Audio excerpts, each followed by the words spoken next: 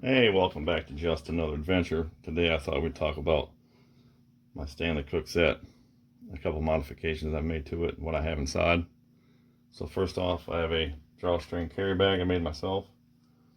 I have a washcloth, a scrubber, the Stanley pot itself with a pot hanger, lid, night eyes S-clip, stainless steel cup, one of two of the plastic cups that comes with the cook kit, primer pan for the homemade alcohol stove.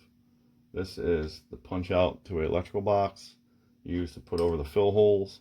You don't have to do that, but you'll burn through fuel faster. It does shoot a flame up the middle and the sides, but I always use that on the top. You can use a quarter, a penny, a nickel, anything just to cover the holes up. A windscreen made out of a food can, two pot supports made out of metal clothes hanger, a GSI folding collapsible spork. I've had that for a long time. I like that a lot. I've had this Stanley kit for probably about 14 years. Salt, pepper, sugar, and artificial sweetener, a little bit of aluminum foil, some aqua tabs, and a couple drinks. Now I don't use this Stanley kit in the fire. I primarily only use it on alcohol stoves, and I don't take it backpacking. I only take it car camping. It works good for a couple of people. Well, if I'm going to cook in the fire, I will use one of my stainless steel cups. Now, I've noticed last time I went camping in the state park, it was mainly pine.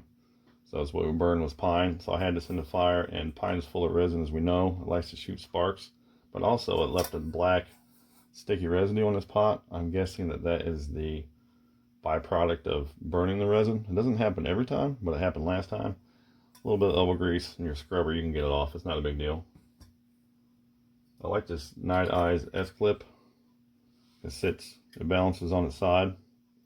So if you do happen to use this in the fire, and the fire is kind of big, you can use a stick or something to remove the lid.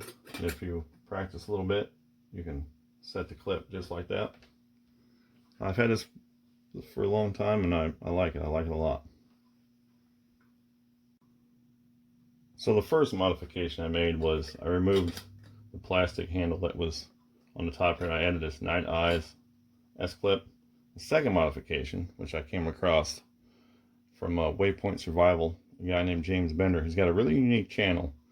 He makes some really unique things to use for bushcraft or camping, and he's into bushcraft, survival history, the hobo life, reenacting. He also has a bushcraft class or school in Ohio, so I'd recommend checking his channel out. Now, he had the Stanley pot. He did a whole lot of modifications to it that I really liked, but the one that stuck out for me the most is this pot hanger. Oops, knew that was gonna happen. This pot hanger. It's just a metal clothes hanger that I bent. This is a 6-inch hose clamp. I took a Dremel tool, put holes in the side opposite of each other, and put in some Chicago screws. I've never used this hanger, but it's an option if I want to. And if you happen to not want to use it, you can just remove it, put it back, and you're done. So it's a pretty clever little idea.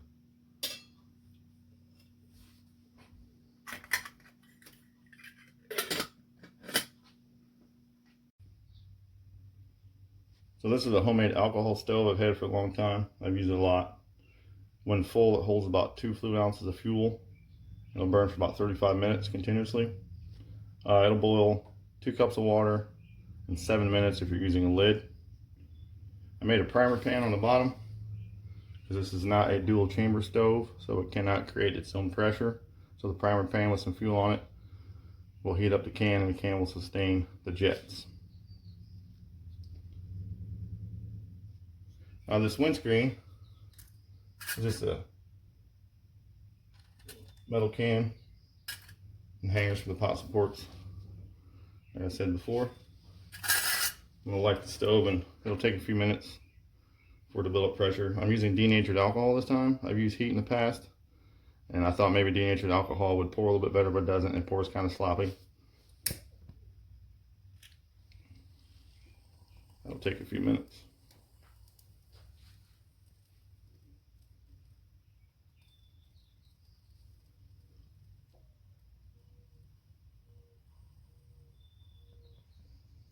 Just keep in mind, the more you fill it, the longer it takes for it to burn out. Obviously, you can't put a cap on it and carry it with you. I don't do that with Trangia stoves anyway. And this is aluminum, so once it's out, it just takes a few minutes for it to cool off. And you should always have yourself some sort of a snuffer.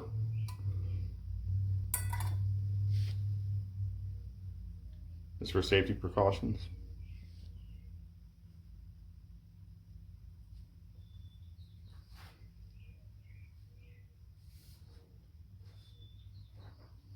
So that's it. Just like that. You can put the windscreen on before you light it if you want. Some people put their pots right on top. I don't like that. I like stability. That's likely to make a mess. If you're careful, use gloves. You can pop it on there just like that.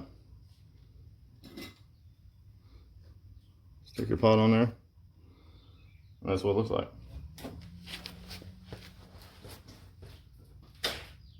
I don't know if that's any better.